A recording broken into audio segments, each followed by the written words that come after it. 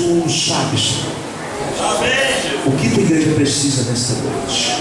Eu já tenho colocado uma palavra no coração do teu servo, mas palavra revelada, Senhor, te pedimos. Seu filho, o Senhor não nos conhece, mas tu conhece cada um que entrou nesta noite e precisa ouvir uma palavra tua. Esta é a nossa oração. Em nome de Jesus. Amém. Glória a Deus. Salve, irmãos, sua paz, Senhor. Amém. Glória a Deus. Querido, é motivo de muita alegria estar aqui com os irmãos, né? Mais uma vez, glória a Deus. Como já foi anunciado sobre o Ministério Pentecostal Amor e Unção, está aqui os meus amigos, meus pastores, né? Glória a Deus pela vida deles.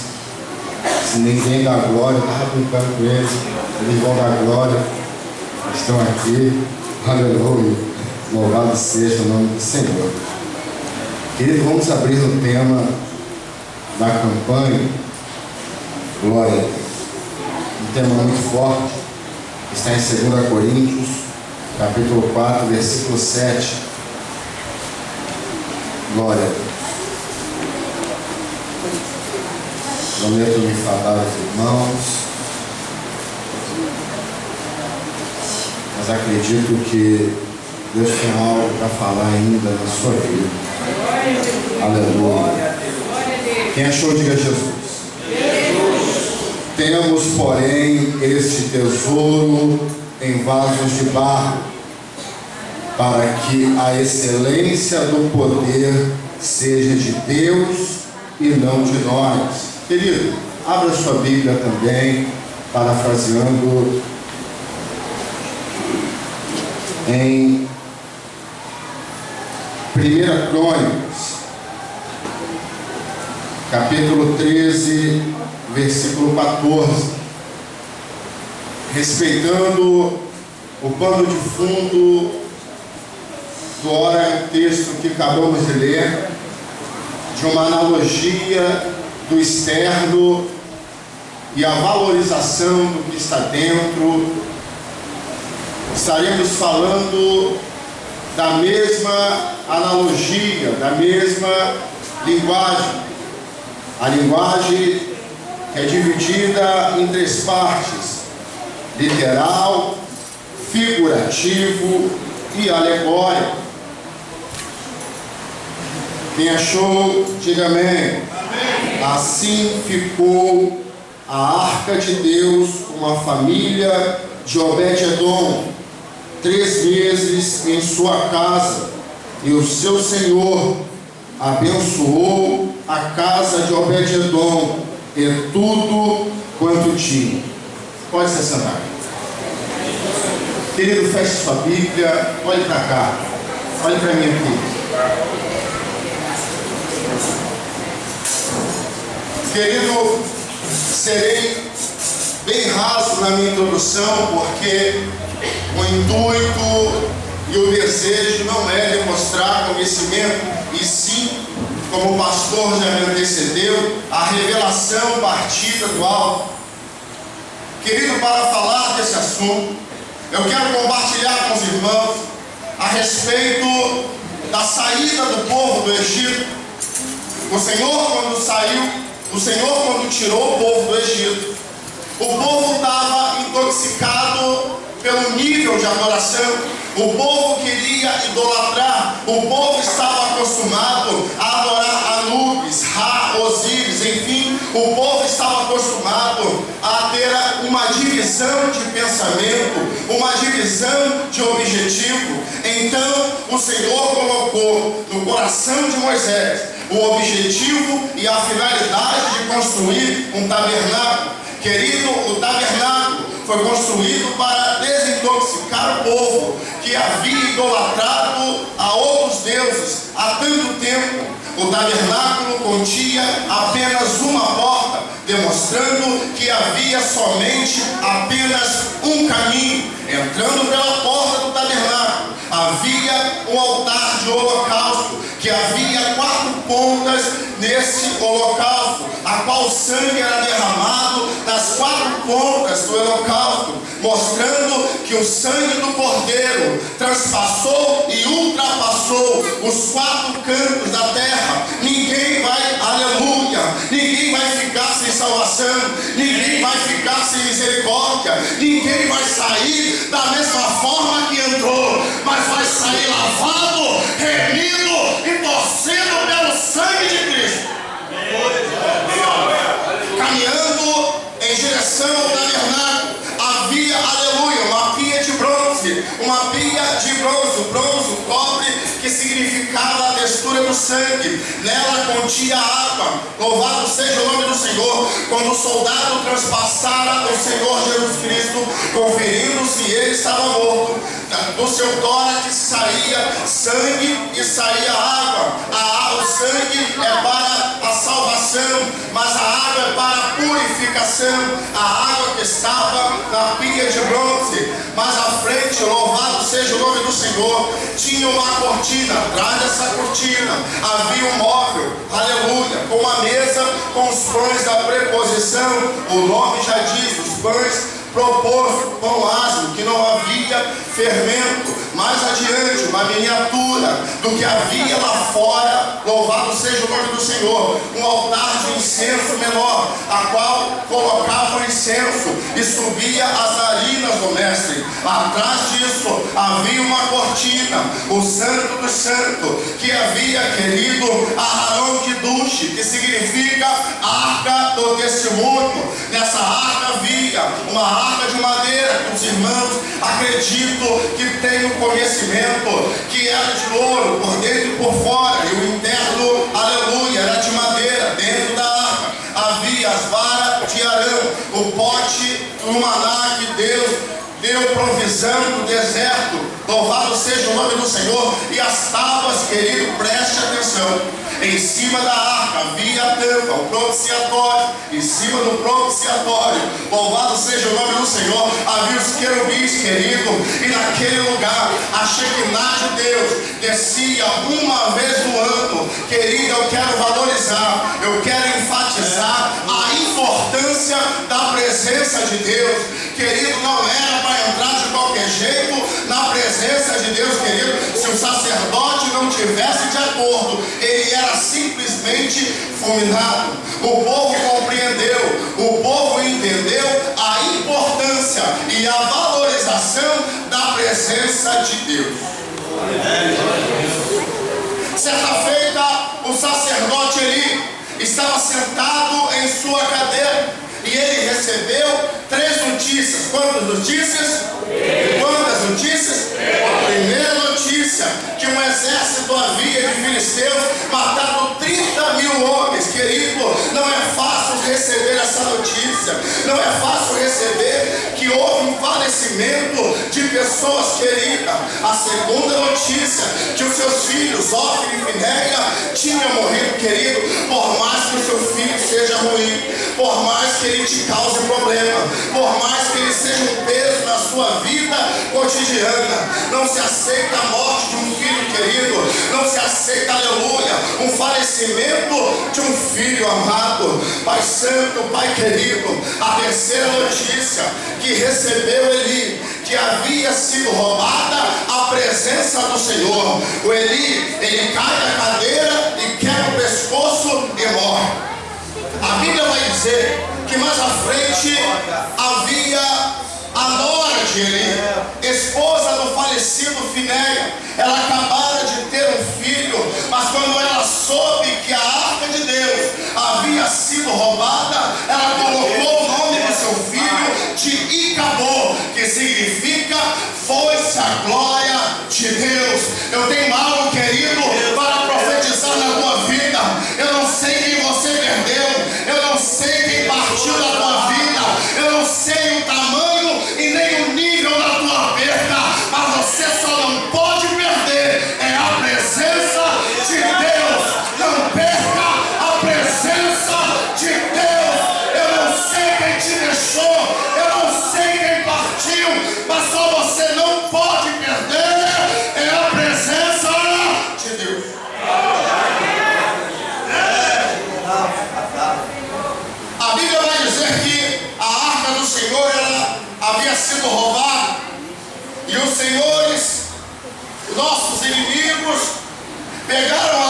Senhor e levaram para Asdod. Chegando lá em Asdod, ela coloca a arca do Senhor em frente em frente ao deus Dagom. Dagom parte peixe, parte homem. Colocaram a presença do Senhor em frente ao inimigo, querido. Quando eles se retiraram e voltaram, viram, aleluia, aquele Deus prostrado em frente à arca. Sabe o que acontece, querido? Porque na presença do Senhor, o teu inimigo tem que se prostrar. Na presença do Senhor, ele tem que se curvar. Porque vai valer a palavra que o apóstolo Paulo disse em Romanos 14:11, que todo joelho e toda língua confessará que só o Senhor é Deus. Só o Senhor é Deus, querido. Pode atentar contra a sua vida, mas eles vão ter que entender quem é Deus para você e quem é você para Deus. Mas, querido, o inimigo, ele é perseverante, eu admiro isso.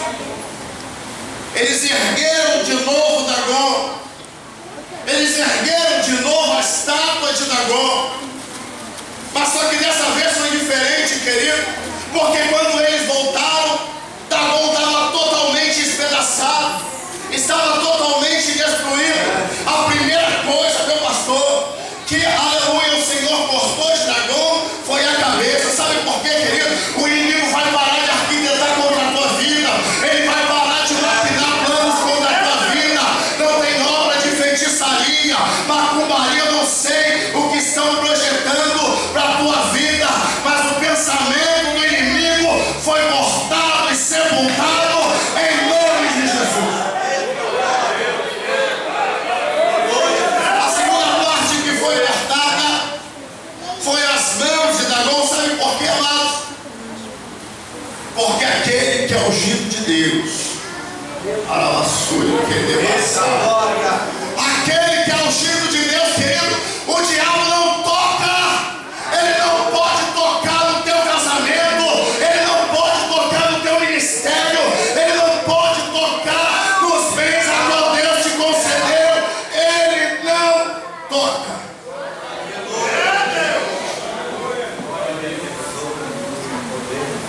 Só que a presença de Deus, querido, ela incomoda.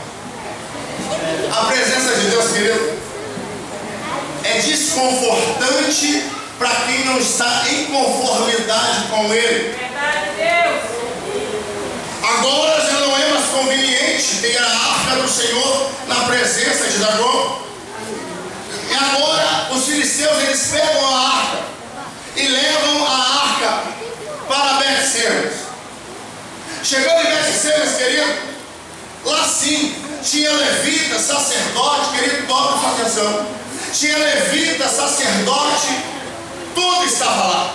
Quando eles observaram a presença de Deus chegando, quando eles observaram a arca do Senhor vindo, eles começaram a festejar, eles começaram a se alegrar, eles começaram a regozijar na vinda da presença do Senhor. A arca agora ela chega em Bet-Semes. Querido, é impressionante as pessoas de Bet-Semes. Eu tenho que compartilhar com os irmãos. Pessoas politicamente corretas, se vestem bem, são pessoas dizimistas e ofertantes, pessoas ali que seguem à risca, aleluia, seguem à risca o que deveria ser feito. Pessoas que chegam na igreja, dobram o seu joelho no seu banquinho e clamam ao Senhor. Elas fazem politicamente correto tudo, mas só que paira no coração de Bet-Semes, paira no coração daquele povo de olhar para dentro da arca, querido. Isso é um erro muito grave, isso é um erro fatal, porque sabemos, querido, que hoje nós somos a arca, nós carregamos o Espírito Santo, e quando as pessoas olham para dentro da sua vida, não vai ficar assim, não vai ficar desse jeito. Eles estão tentando meter o bedelho aonde não é chamado, não é para observar. Dentro da tua vida vai acontecer alguma coisa, vai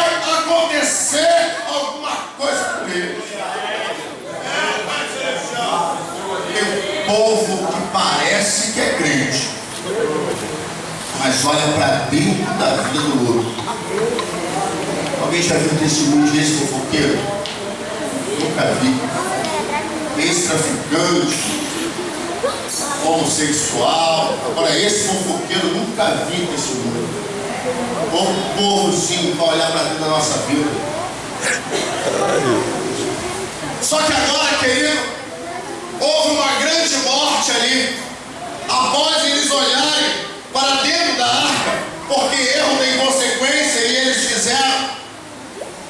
Agora a arca ela sai de Bet-Semes e vai para a posse de Abinadab. Fica 20 anos na casa de Abinadab, mas 40 anos na casa de Saul. E agora sim, querido, eu quero começar a ministrar a palavra e já vou entregar o microfone. Agora sim, querido, paira no desejo, surge no coração de Davi a vontade incessante de resgatar da casa de Saul a arca do Senhor.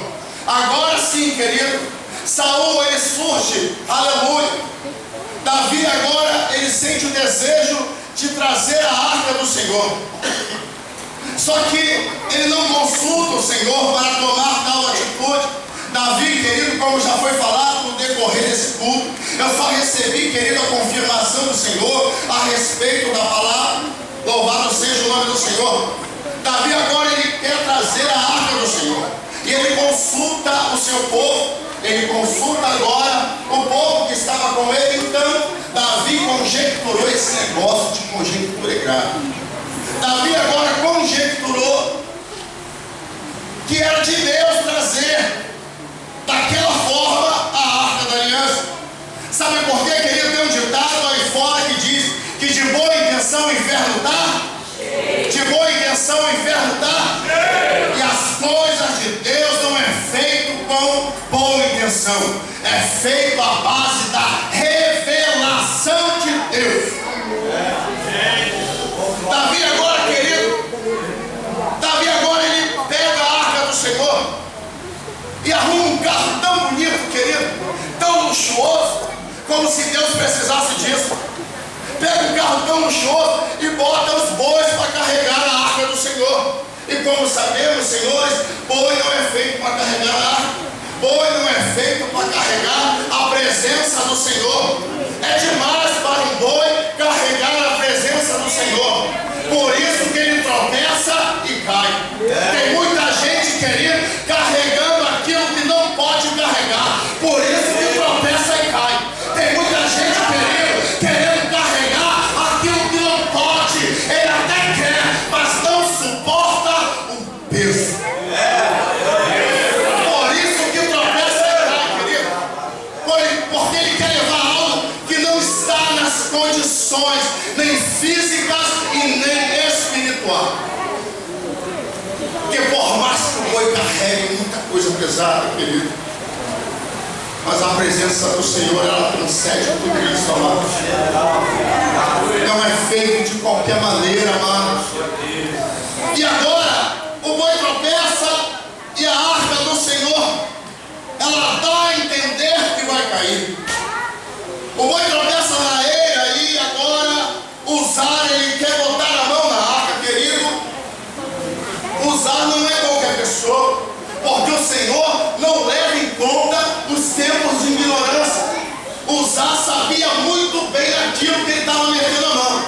Uzá tinha consciência daquilo que ele estava estendendo a mão. Sabe por quê, querido? Ele estava tanto tempo na presença do Senhor, que achou que podia fazer de qualquer maneira. Ele estava tanto tempo na casa do Senhor, que achou que podia botar a mão. Tem muita gente aí, querido, com o coração cauterizado, está tanto tempo sentado no banco, que acha que pode fazer de qualquer maneira. Mas a casa do Senhor é diferente, é com ordem e é com decência. Tem que fazer direito, senão morre.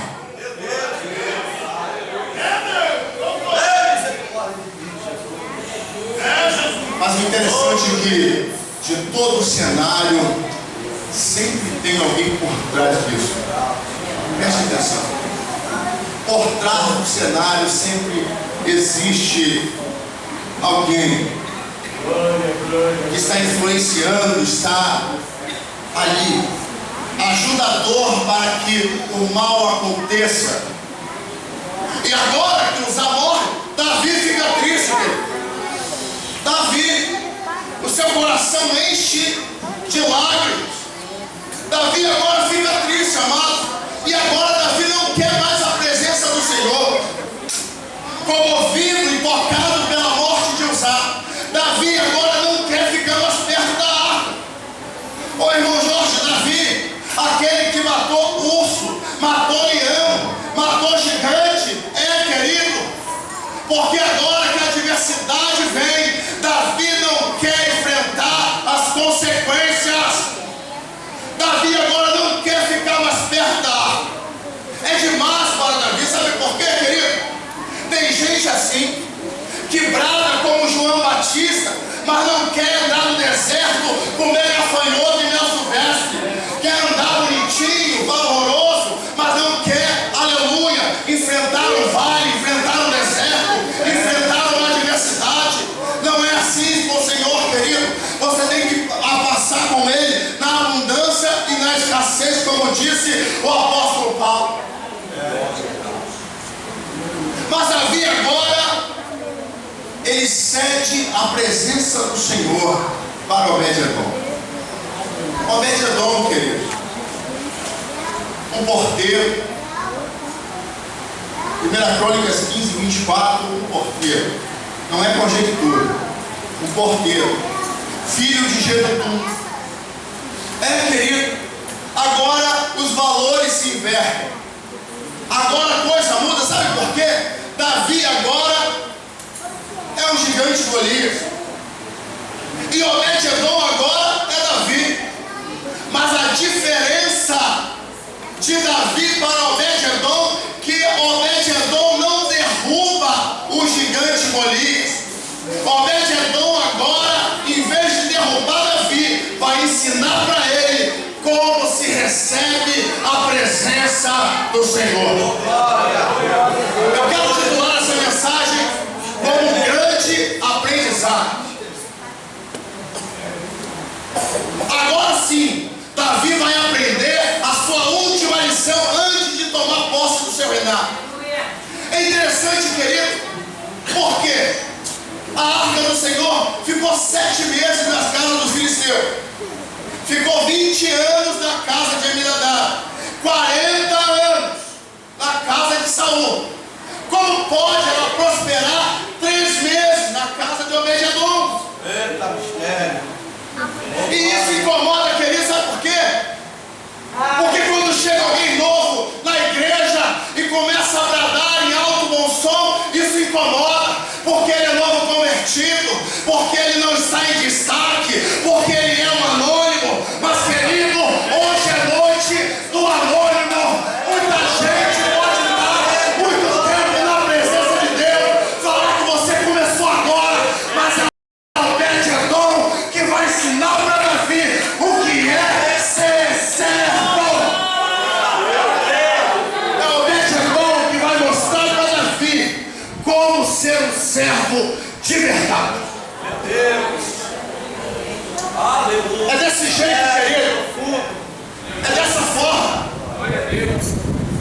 Porque se chega, aleluia, uma pessoa há pouco tempo convertida, um homem chamado novo na fé, e ele começa a bradar em alto bom som, porque eu duvido que não toca no teu coração quando você ouve o evangelho com intrepidez. Não é possível você não sentir a presença de Deus quando você ouve a genuína história da verdade.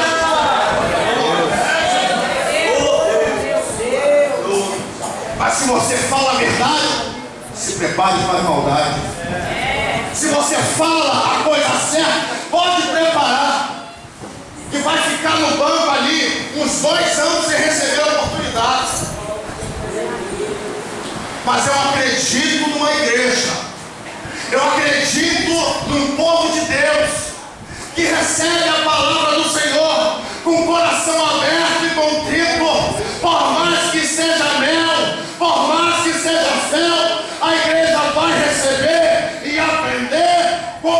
acontecendo.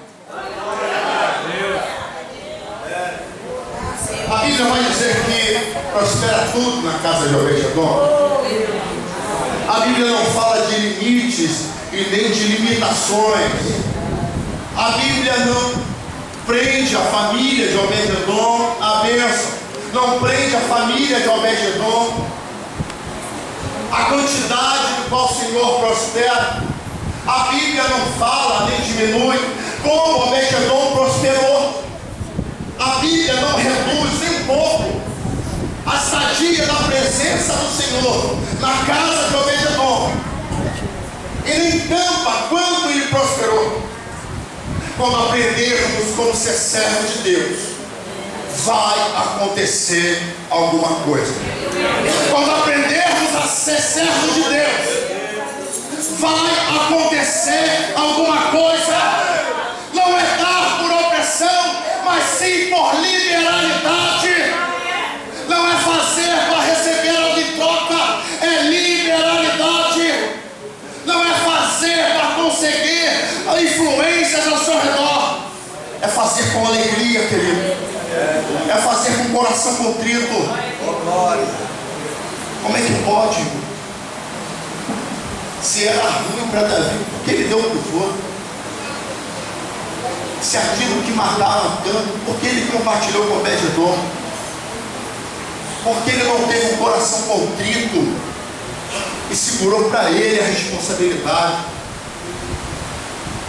As pessoas querem passar a responsabilidade daquilo que são delas e não é dos outros. As pessoas querem passar a responsabilidade que estão enquadradas dentro do contexto dela e não para os outros. Se você não suportou, por que você pegou? Se você não era capaz de administrar, por que botou a mão?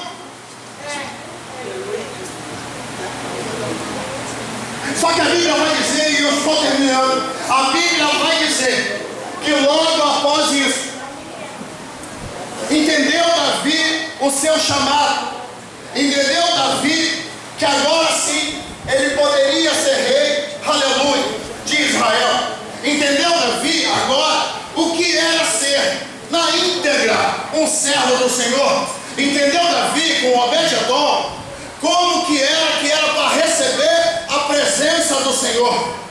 Mas só que agora Davi, ele manda vir. Davi agora manda vir a arca, querido. Mas foi difícil de tirar Obed-Edom de perto da arca. É difícil de tirar alguém que provou da presença de Deus de perto dele. É difícil tirar alguém que verdadeiramente degustou da presença de Deus de perto dele. Certa feita ouvi um comentário a respeito disso, que um grande aleluia, uma pessoa, um ateísta, uma pessoa inteligente, dotada de muita inteligência, ela quis provar que Deus não existia, enfim, ela usou argumentos escalafobéticos, palavras, enfim, usou todo tipo de argumento e inteligência.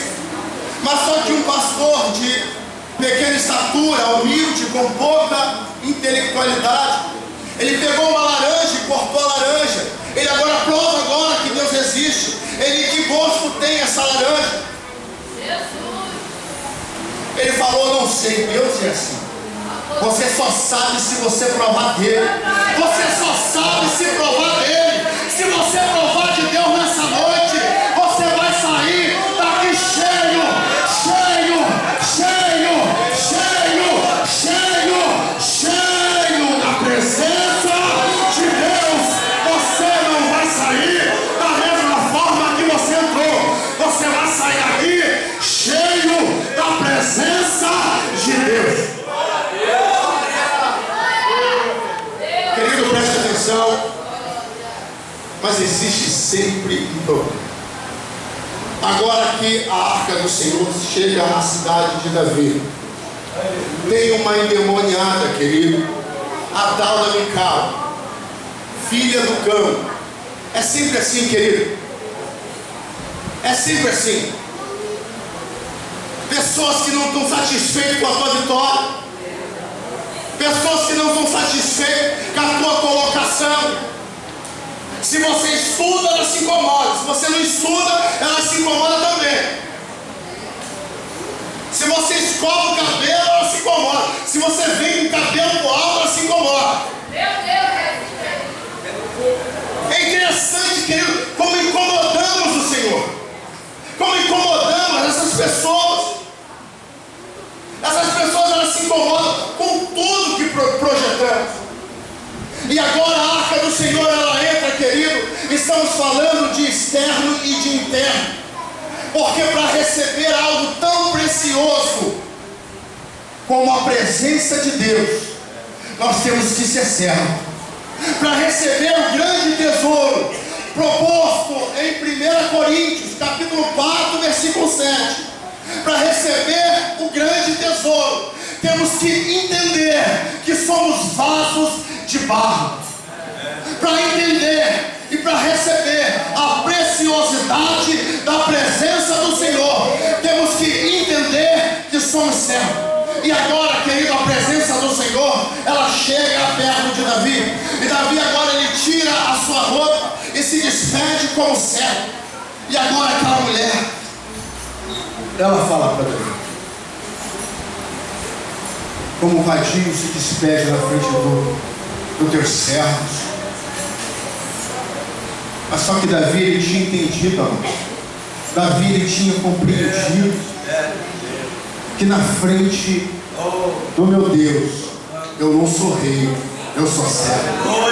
Você pode ser varoa de oração, mas primeiro você tem que ser serva. Você pode louvar, mas primeiro você tem que ser serva. Você pode pregar muito, mas primeiro você tem que ser serva. Você pode entender de toda a exegética, hermenêutica, soteriologia, armatiologia. Você pode estar cheio de canudo, mas você tem que ser servo. Você pode ser pastor, mas primeiro você tem que ser servo. Você pode ser rei, mas primeiro você tem que ser servo.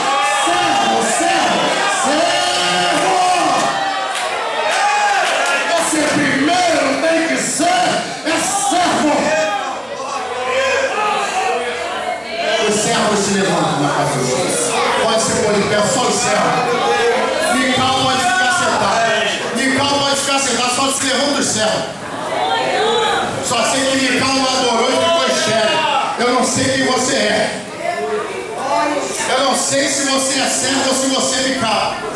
Mas a Bíblia vai dizer que quando a presença do Senhor chegou, Davi começou a festejar, querido. E nessa noite não é diferente.